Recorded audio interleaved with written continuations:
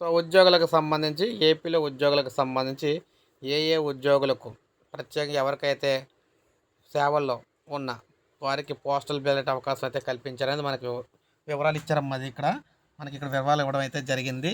So ఏ శాఖలో ఉన్నవారికి ఈ పోస్టల్ బ్యాలెట్ ద్వారా ఓటు హక్కు వినియోగించుకోవడానికి అయితే అవకాశం ఇవ్వడం జరిగింది.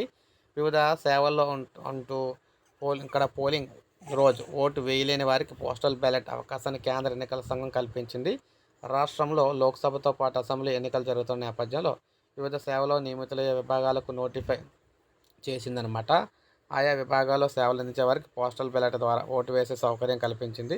ఇందుకు ప్రత్యేకంగా నోడల్ అధికారిని కూడా నియమించింది. సో దానికి సంబంధించి మొత్తంగా 33 ఆంధ్రప్రదేశ్లో 33 విభాగాల్లో సేవలు అందించే వారికి పోస్టల్ బ్యాలెట్కి సంబంధించి అవకాశం అయితే వచ్చింది. ఇక్కడ మీరు చూసుకోవచ్చు. ఆంధ్రప్రదేశ్లో పోస్టల్ బ్యాలెట్ ద్వారా ఓటు వేసే అవకాశం కల్పించే విభాగాలు అయితే ఇవే: మెట్రో రైల్వే రవాణా, పోలింగ్ రోజు కార్యకర్తల పాలనకు సంబంధించి కార్యకలాపాల పాలనకు సంబంధించి కవర్ చేయడానికి కమిషనర్ ఆమోదంతో అధికారి లేఖలు కూడా ఉంటాయన్నమాట.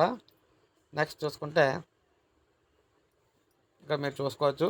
విద్యుత్ శాఖ, BSNL, postal, Telegram, Doordarshan, all India radio, రాష్ట్ర మిల్క్ యూనియన్, మిల్క్ కోఆపరేటివ్ సొసైటీలు, ఆరోగ్య శాఖ, ఫుడ్ కార్పొరేషన్, విమానయానం, రోడ్డు రవాణా, అగ్నిమాపక సేవలు, పోలీసు, ట్రాఫిక్ పోలీసు, అంబులెన్స్ సేవలు, షిప్పింగు, ఫైర్ ఫోర్స్, జైళ్ళు, excise, water authority, treasury services, సమాచార ప్రచార సంబంధాలు, అటవీ, పోలీస్ శాఖ, పౌర సరఫరాల శాఖ, పౌర రక్షణ, హోంశాఖ, ఆహార పౌర సరఫరాల వినియోగదారుల శాఖ, ఎనర్జీ, ఎయిర్పోర్ట్ అథారిటీ, అలాగే press information bureau, department of PWD, అదేవిధంగా నేషనల్ ఇన్ఫర్మేటిక్స్ సెంటరు, విపత్తు నిర్వహణ, ఇలా ఈ శాఖలకు సంబంధించి అందరూ కూడా పోస్టల్ బ్యాలెట్ని అయితే ఉపయోగించుకోవచ్చు అనమాట ఏపీలోని.